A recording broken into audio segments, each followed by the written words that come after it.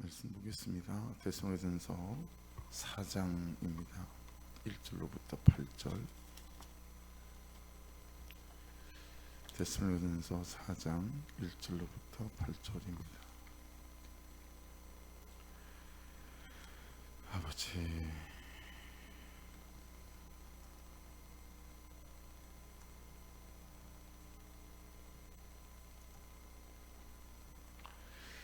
그러므로 형제들아, 우리가 끝으로 주 예수 안에서 너에게 구하고 권면하노니 너희가 마땅히 어떻게 행하며 하나님을 기쁘시게 할 수 있는지를 우리에게 배웠으니 곧 너희가 행하는 바라 더욱 많이 힘써라. 우리가 주 예수로 말미암아 너희에게 무슨 명령으로 준 것을 너희가 아노니라. 하나님의 뜻은 이것이니 너희의 거룩함이라. 곧 음란을 버리고 각각 거룩함과 존귀함으로 자기 아내 대할 줄을 알고 하나님을 모르는 이방인과 같이 세욕을 따르지 말고 이 일에 분수를 넘어서 형제를 해하지 말라. 이는 우리가 너에게 미리 말하고 선언한 것과 같이 이 모든 일에 주께서 신원하여 주심이라. 하나님이 우리를 부르심은 부정하게 하심이 아니요 거룩하게 하심이니 그러므로 저버리는 자는 사람을 저버림이 아니요 너희에게 그의 성령을 주신 하나님을 저버림이니라. 아멘. 1절 보시면 주 예수 안에서 너희에게 구하고 권면하노니, 1절 자체를 부르심과 연결해서 보내심과 연결해도 되는 것 같은데, 이 부르심과 연결해서 보면 보세요. 주 예수 그리스도 안에서 너희에게 구하고 권면하는 것 말입니다. 이게 우리의 가장 기본적인 부르심 속에 있는 우리의 어떤 역할이다라고 하는 거죠. 그러니까 하나님께서 우리를 예수 그리스도를 믿게 하시고 우리를 부르신 것은 우리가 만나는 가정이나 가족이나 또는 이웃이나 또 직장 안에서 말입니다. 그들을 구하고 또 그들을 권면하는 것, 이것들이 우리의 부르심 속에 속한 거다.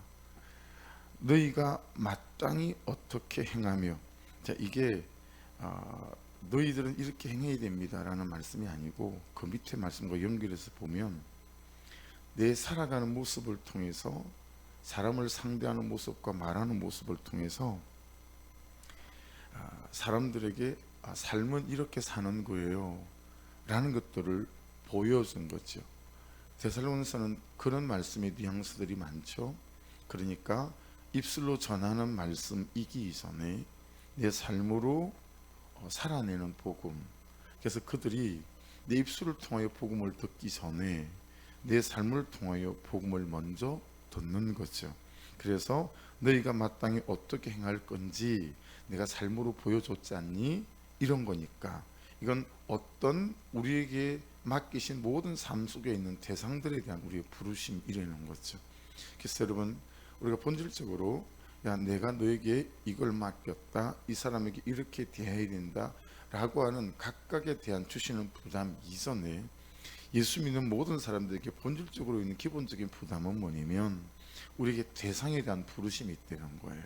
그 대상들에게 우리의 삶, 말하는 태도, 이는 모든 재정을 흘려보내는 모든 것들 안에서 이 어떤 대상들에 대한 그런 부르심이 있다는 거죠. 그래서 우리 삶을 보고 그들이 복음을 보고 복음을 듣고, 그리고 하나님의 때에 그에게 권면하게 되어질 때 그가 주님께 나오는 그 과정, 이것들이 우리에게 대단히 중요한 건데, 여러분 이게 있잖아요. 가만 묵상하며 따져보니 이게 남편이 더 어렵고 아내가 더 어렵고 자식이 더 어려워요. 부모가 더 어렵고. 왜 그렇겠어요? 항상 내 약한 모습도 제일 옆에서 보고 있는 사람들이고 내 연약함, 내 부족함 가장 잘 아는 사람들이지 않겠어요? 그래서 아마도 우리가 이런 부분에 되게 어려움이 있는 것 같아요. 아무쪼록 여러분, 우리가 만나는 모든 대상에 대한 우리는 부르심이 있음을 잘 기억하고, 하나님 내 삶이 그들에게 복음이 될 수 있는 은혜를 부어주셔서 항상 기도하고 간구하는, 그래서 어제 말씀처럼 예수 그리스도의 분량에까지 자라가는, 성장하고 성숙해가는 그런 은혜가 있기를 주의 이름으로 축복합니다. 그리고 거기 보시면 하나님을, 그 다음 말씀이 하나님을 기쁘시게 할 수 있는지를 우리에게 배웠으니, 특별히 어떤 모습을 보여줬냐면 하나님을 기쁘시게 할 수 있는지를 우리에게 배웠대요. 그러니까 여러분, 하나님을 기쁘시게 하는 삶, 이건 어떤 삶의 방향이죠. 그러니까 같은 교회 내에, 목장 내에 기도 좀 한다는 사람, 하나님 사랑한다는 그런 사람이 계속 땅 사고 집 안 늘려 나가고 세상 사람들이 추구하는 것을 동일하게 추구하는 모습을 보는 것하고, 그래서 예수 잘 믿으면 저렇게 좋은 자동차도 사고 좋은 집도 사는가 보다, 이렇게 삶의 방향을 보여주는 거하고, 참 신실해 보이는 그 한 사람이, 그 집사님이, 권사님이 그의 삶의 방향과 삶의 이유에 대한 어떤 부르심이 어떻게 하면 하나님을 기쁘시게 할 수 있을까에 대해서 항상 집중하는 거죠. 좀 피곤하고 힘이 들 수도 있는데 하나님이 기쁘시게 하는 그 방법을 붙잡고 하나님이 기쁘시게 하는 그 방향을 따라 살아가는 거죠. 그걸 다 보여줬다는 거예요. 그리스도인은 하나님을 기쁘시게 하는 그 삶의 방향과 이유와 목적을 가지고 살아야 되는 것이구나. 이걸 바울과 디모데와 실로아노가 그들에게 삶으로 보여줬다라고 하는 거죠. 그러니까 여러분, 우리의 삶 안에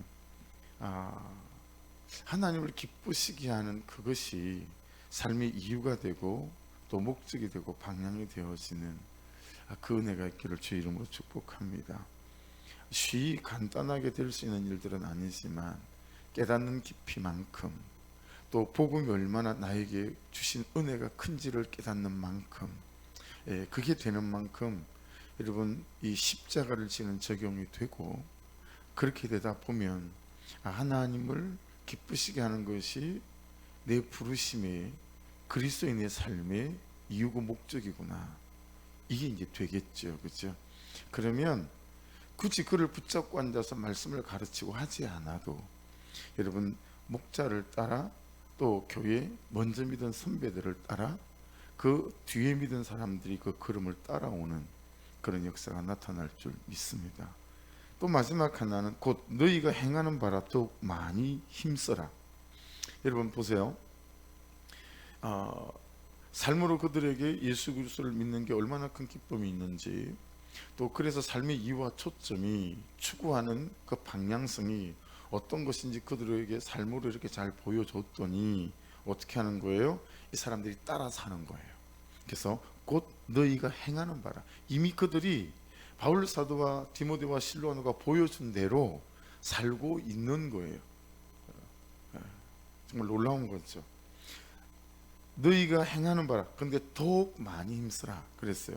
그러니까 여러분, 우리에게 있는 기본적 부르심이 어떤 거냐면 사람을 세우는 부르심이에요. 저와 여러분은 사람을, 영혼을 살리고 사람을 세우라고 하나님께서 밥 먹여 주시고 잠재워 주시고 직장 다니게 하시고 살아있게 하시고 건강하게 하시는 주의 백성들인 줄로 믿습니다. 그러니까 여러분, 우리는 내 주변에, 또 교회 안에, 목장 안에 여러 사람들을 제자로 세워가는, 사람을 살리고 사람을 세워가는 그런 부르심이 있다라는 거예요. 그러니까 누군가가 몰랐어요, 나도. 근데 어느 시점이 지나서 고백하는 거죠. 내가 그때 신앙생활 처음 시작할 때 내 삶에 가장 큰 영향을 준 분은 사실은 집사님이셨어요. 이 말을 듣고 사는 것이 우리의 부르심이다라고 하는 거죠. 그래서 여러분의 삶 자체가 사람을 세워가는 그런 삶이, 그런 신앙이 될 수 있기를 주의 이름으로 축복합니다. 그러니까 성도들에게 가장 제가 뼈아프게 듣는 말 중에 하나는, 목사님, 가장 힘들 때 목사님이 생각이 안 나요, 이런 말을 제가 들은 적이 있거든요. 그러니까 그런 거 들을 때 제가 제 자신에 대한 뼈아픔이 있고 정말 저를 돌아보는 거죠. 그럼 또 기쁨이 되는 건 어떤 거겠어요? 가장 힘들고 가장 고통스러울 때 울면서 전화해서 목사님 어떡한데요?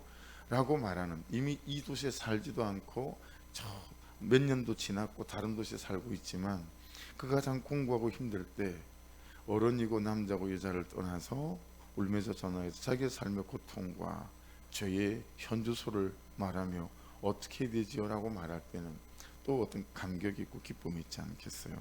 그러니까 여러분에게 붙잡고 앉아서 당신은 지금부터 내 제자요, 나는 당신의 스승이고 선생이요 라고 하지 않더라도 그냥 우리의 신앙생활하는 모습과 삶의 모습을 통해서 보고 따라오는 그런 제자가 있기를 주의 이름으로 축복합니다. 그게 진짜 제자고 그게 진짜 선생님인 줄로 믿습니다.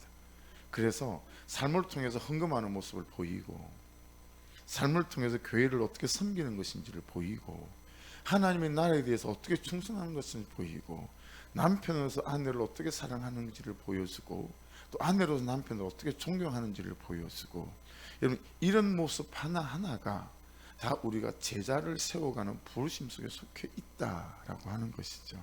그래서 이 본질적인 부르심, 대상에 대한 부르심, 삶의 방향과 초점과 이유에 대한 부르심, 그리고 사람을 세우는 부르심이 우리에게 있다.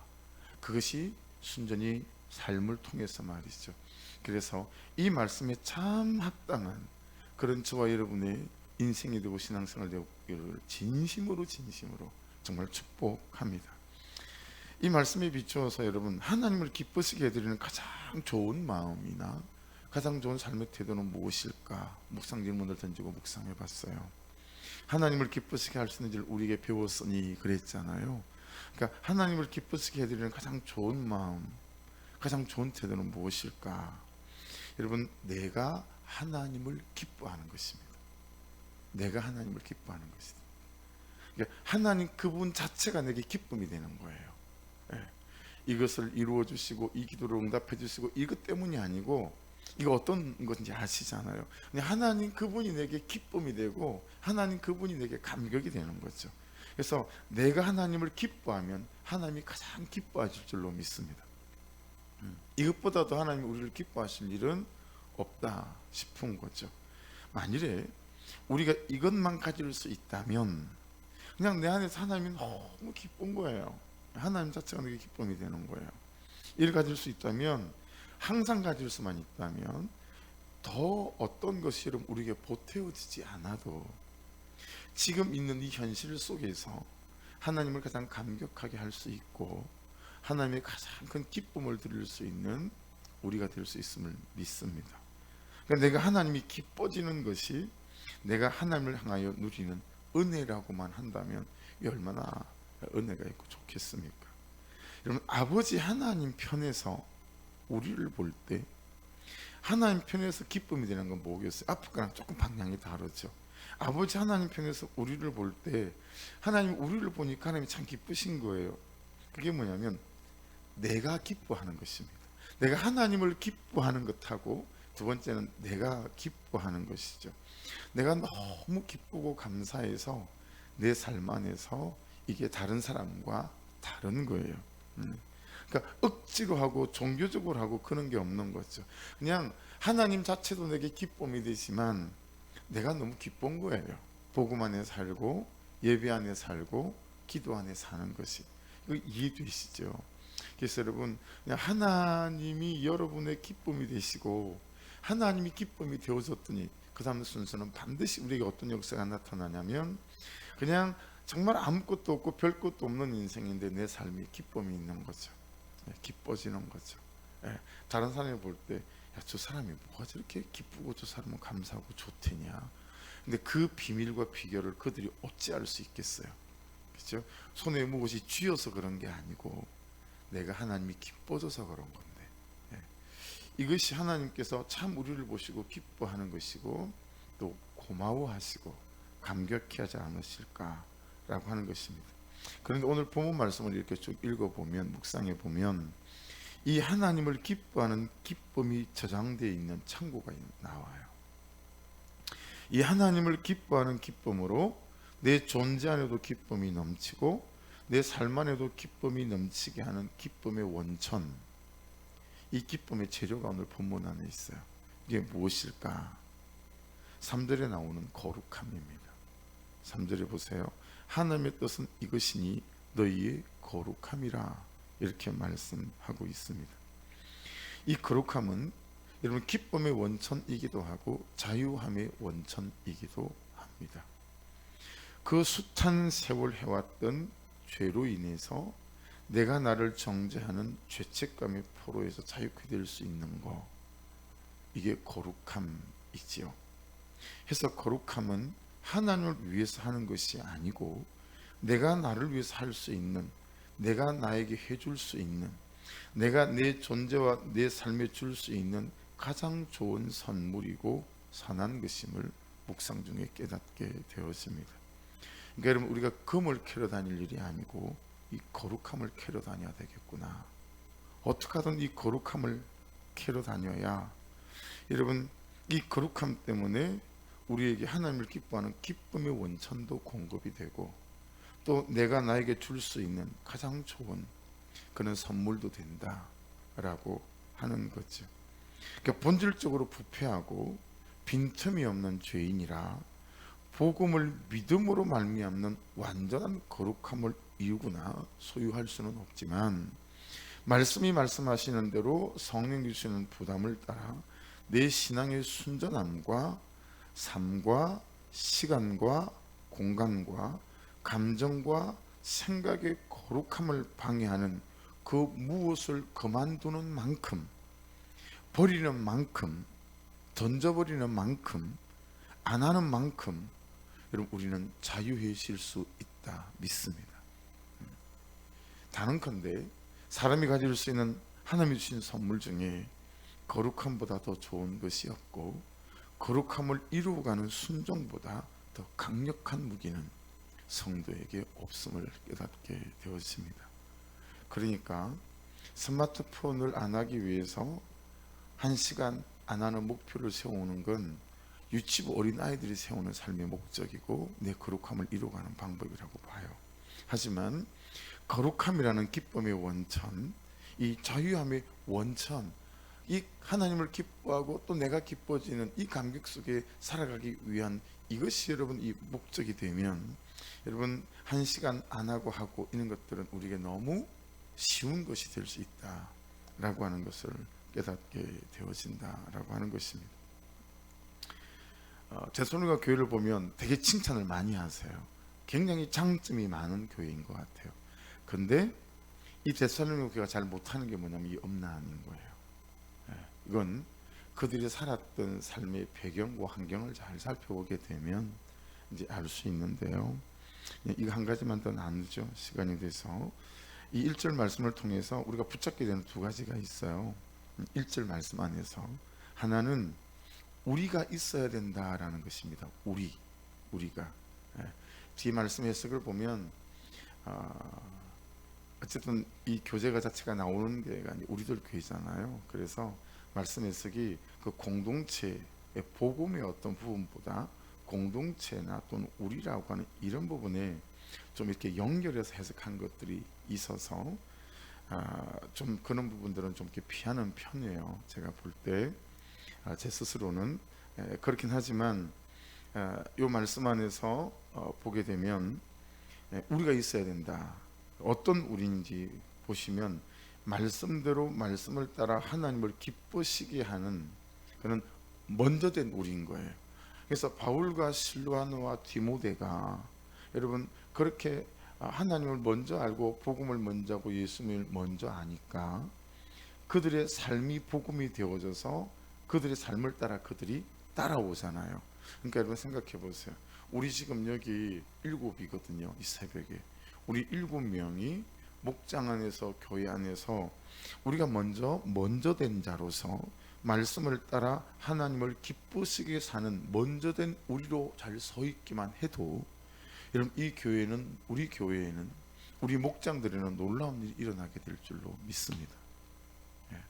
그래서 제가 한 분 한 분들을 볼 때 다른 걸 뭐 해서가 아니라 그냥 존재 자체가 제게 너무 힘이 되는 거죠. 이해되시죠? 여러분들이 보실 때 그냥 제가 뭐 설교도 잘 시험찮고 뭐 다 부족해요. 근데 우리 목사님은 그냥 우리 교회 있는 것 자체 그 존재만으로 힘이 되는 거죠. 이렇게 우리 일곱이만 그렇게 된다면 여러분 우리 가정 안에서든 교회 안에서 놀라운 일이 일어나지 않겠어요? 이 먼저 된 우리가 있어야 된다는 거예요. 여러분하고 제가 복음을 알고 믿은 먼저 된 우리가 될 수 있기를 주의 이름으로 축복합니다. 근데 말씀을 준비하면서 묵상을 하면서 여기에 제가 마음이 많이 아픈 거예요. 야, 내가 먼저 된 우리가 맞나? 내가 먼저 된 우리가 맞나? 또 하나는 너희가 있어야 한다는 거예요. 그래서 그 말씀 보시면 너희가 마땅히 어떻게 행하며 너희가 나오죠. 하나님을 기쁘시게 할 수 있는지를 우리에게 배웠으니, 이거는 먼저 된 우리죠. 우리에게 배웠으니. 근데 곧 너희가 행하는 바라. 그래서 이 너희, 이 어떤 너희죠? 그 삶을 보고 말씀을 듣고 따라오는 너희. 이게 참 은혜가 되는 거죠. 목장마다 먼저 된 우리가 있고 그 먼저 된 우리를 따라오는 그는 너희가 있다면 여러분 그 목장은 되겠죠. 부흥하겠고 1년마다 목장을 쪼개야 되는 그는 일들이 나타나지 않겠습니까? 그 목장이 모인 교회가 채워져 가고 도시를 살리고 영혼을 살리는 그런 교회가 되지 않겠습니까? 그렇죠? 그래서 우리에게 참 긴급하고 큰 기도 제목 중에 하나는 어떤 거겠어요? 먼저 된 우리가 되는 거죠. 근데 그 먼저 된 우리가 무엇으로 된다고요? 거룩함으로 되는 거예요. 거룩함으로. 그래서 삶으로 그들에게 초대하기 전에 그냥 우리의 삶이 말씀으로 초대하기 전에, 말로 초대하기 전에 우리의 삶이 그들에게 초대가 되는 거죠. 이것이 가장 강력하게 이루어질 수 있는 장소가 목장이라고 봐요. 그래서 제가 목자를 위해서 기도를 놓지 않는 이유도 거기에 있는 것 같고요. 한 가지 여기 말씀을 좀 보탠다면 이 거룩함을 우리가 그럼 어떻게 이룰 것인가? 그러니까 오늘 지금까지 드린 말씀에 있어서는 되게 중요한 부분이 될 수 있죠. 시편 119편 9절 말씀입니다. 이 거룩함을 어떻게 이루는가? 시편 119편 9절 말씀이 우리가 너무 잘 아는 말씀이지만 잊어버리는 말씀이 있죠. 청년이 그 무엇으로 행실을 깨끗게 하리까? 거룩함에 대한 거죠. 주의 말씀을 따라 삼갈 것이니라. 오직 그러면서 뭐라고 말씀하죠? 기도와 말씀으로 거룩해진다고 말씀하십니다. 기도와 말씀으로 거룩해진다. 그래서 여러분 이 청년은 나으르란 단어를 쓰거든요.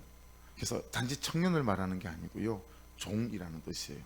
모든 하나님의 사람들은 무엇으로 거룩해지냐면 그 행실이, 삶이 깨끗해지냐면 기도와 말씀으로. 그럼 여러분 우리가 지금 맞아요. 이 방향성을 길에 잘 들었어요. 그냥 이대로만 가면 목적지에 도착하는 아주 좋은 길, 확실한 길에 들었었어요. 그 뭐냐면 매일 새벽마다 아침마다 주의 말씀을 붙잡고 하나님 오늘도 제게 말씀해 주십시오. 이 말씀이신 하나님을 붙잡고 눈에 보는 하나님보다 100% 더, 귀에 듣는 하나님보다 200% 더 확실한 말씀이신 하나님 앞에 서서 그 하나님이 말씀하시는 말씀을 붙잡고 오늘 하루를 가고 서고 하는 이것이 우리 인생의 가장 좋은 길에 들어선 하나님의 은혜인 줄로 믿습니다.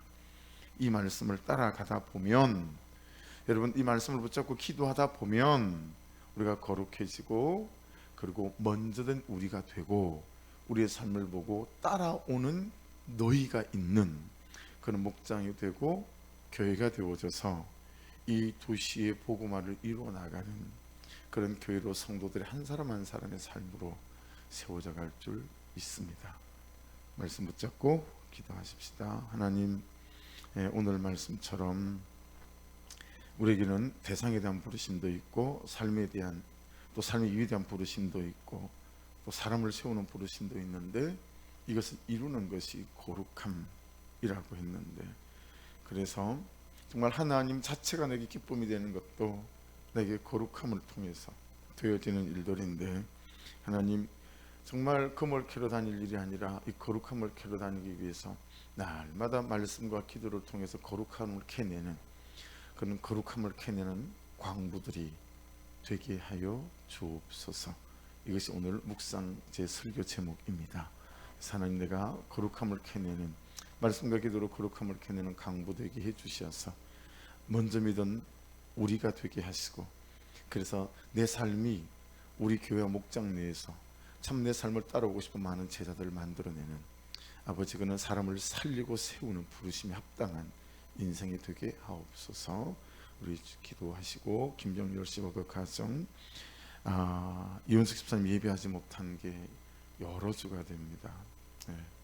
삶이 힘듭니다라는 충분한 상황의 조건이 있으나 반대잖아요. 예배하면서 그 삶을 이겨내는 거니까 기도해 주시고 관심 가져주시고, 엄마가 하나니 아들도 예배하지 않습니다. 기도해 주시고, 이예숙 집사님, 예배 밖에 있는 분들, 이성숙 집사님, 원준 집사님, 또 아마 또 수술하고 이런 것 때문에 좀 어려움이 있는 것 같아요.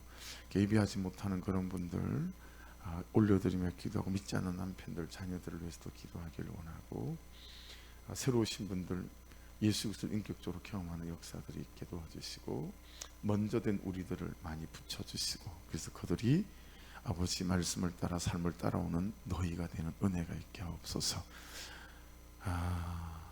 목사님, 사모님, 전도사님, 선교사님들, 목자들을 위해서도 이 시간 주여 한번 부르고 기도 시작하겠습니다. 주여,